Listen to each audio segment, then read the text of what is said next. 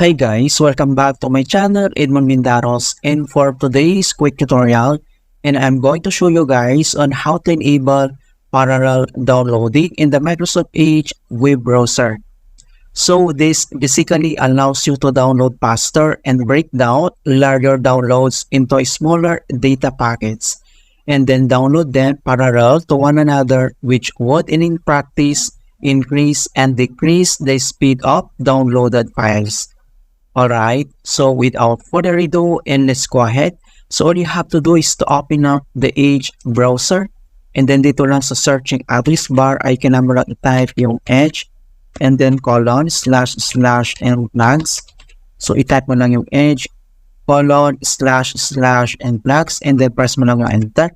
So dito sa search plugs, and then kailangan lang natin i-search yung parallel downloading.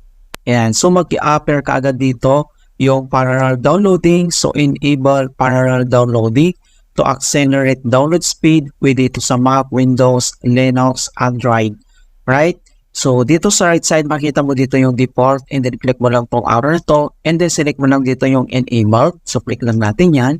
And then dito sa baba ay makita mo dito tinatawag na restart, or kung minsan relaunch ang tawag dito. Okay? So click mo lang tong restart.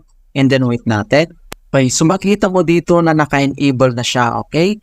O pwede mo naman itong i-disable kung gusto mo as your options. So same, click mo lang tong arrow na to, and then click mo lang tong disabled. And then kailangan mo lang mag-restart, so click mo lang ito. Ayan, so makita mo dito naka-disable na siya. So pwede rin itong i-deport mo siya, okay? So select mo lang dito, and then mag-restart ka lang. Okay, so ganoon lang po kasimple kung paano natin enable ang parallel downloading in the Microsoft Edge web browser. Okay, so please don't forget to like this video, subscribe to my channel for more quality content. Thank you guys, and see you in my next tutorial.